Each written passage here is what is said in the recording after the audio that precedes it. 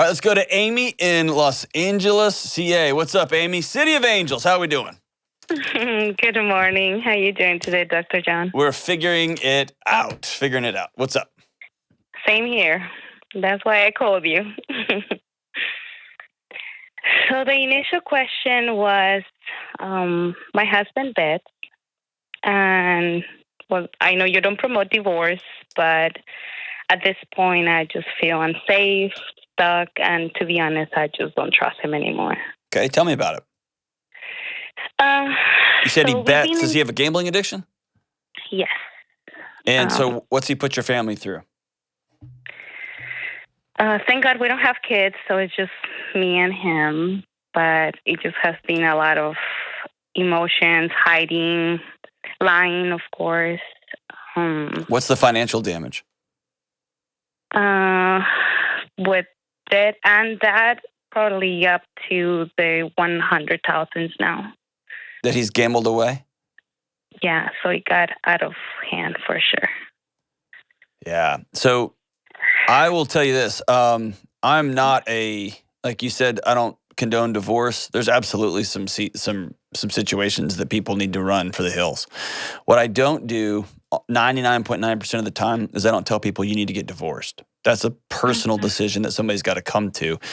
And for you to start the call that way with the words, I'm unsafe, my husband's burned through $100,000 of our household income. How long have y'all been married? 5 years. In 5 years, how old are you? I'm 35. Okay. For you to call with those challenges laid out and to say, I'm down the road on divorce, it sounds like you're already there. So is that where you are? Yeah, I already looked into the paperwork and what do I have to do, because I don't want this to keep affecting me on the long run. So I would rather cut it right now where he's still being nice.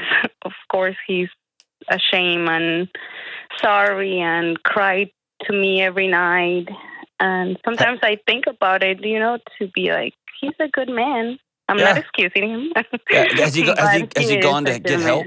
Has he gone to treatment? No. Okay. I asked him many times, and I feel like he doesn't think he has a problem.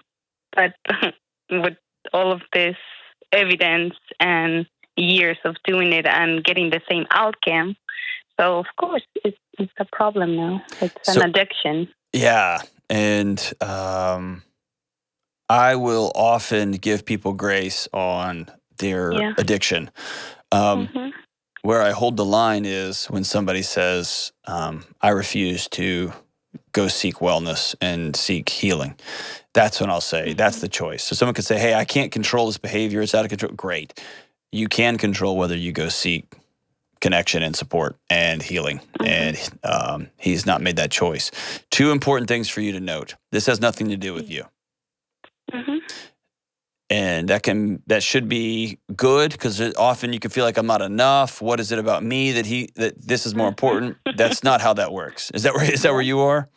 Yeah, because it's so funny how people is like, oh, we'll just have a kid. He will change. I don't want to bring a kid to this. It's like, are you serious? Exactly, that mentality. Oh, no, I'm not going to be part of that. He needs to heal first.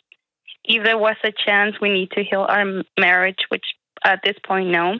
But I have done everything in my power to help him. And yeah, I feel like I was not enough for him to stop, that I need to bring another little person into the picture. No. Nope. That's not don't go down that road. No, I won't. The road to go down is this. Yeah. You can control two things in the world. Yes. The thoughts you let circulate in your mind that you meditate on and that you spend time on, and your actions. That's it, with a period. You can't heal them. You can't do some new thing that he's going to be like, I didn't think about that. I'm going to go make that. He can't do that, right? And I don't take it away from him. I'm call me what you will when it comes to addiction, man. But from people who are workaholics to earnaholics to alcoholics and everyone in between, I have a real soft spot in my head for people who struggle with addiction. I really do. I have a soft spot in my heart. I get it. And when you make somebody unsafe, you force them into making hard relational choices because you won't.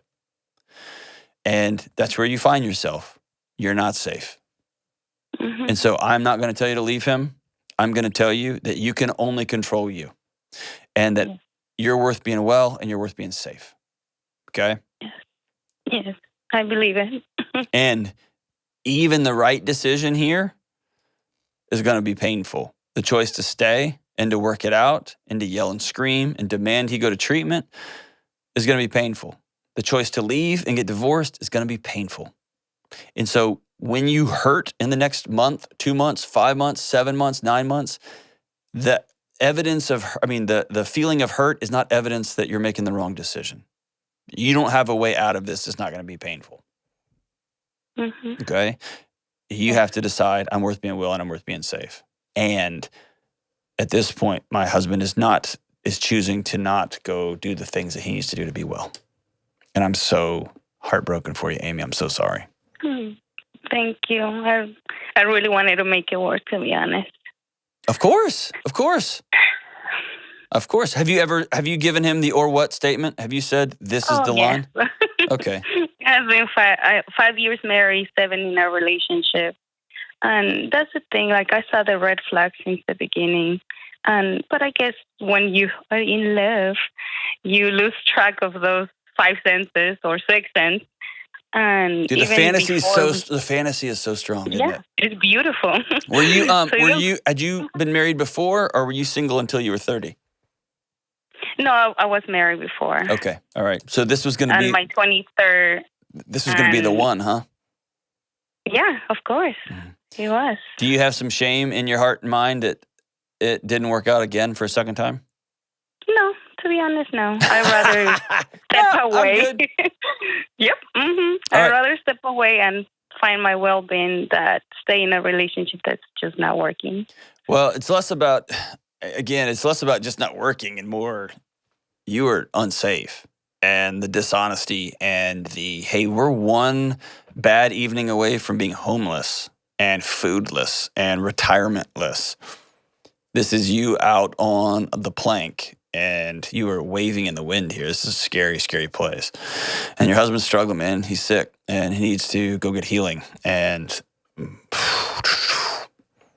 my heart breaks for him. My heart breaks for you guys. My heart breaks for your marriage. But you're worth being well. And I'm sorry about this. This one sucks too, man.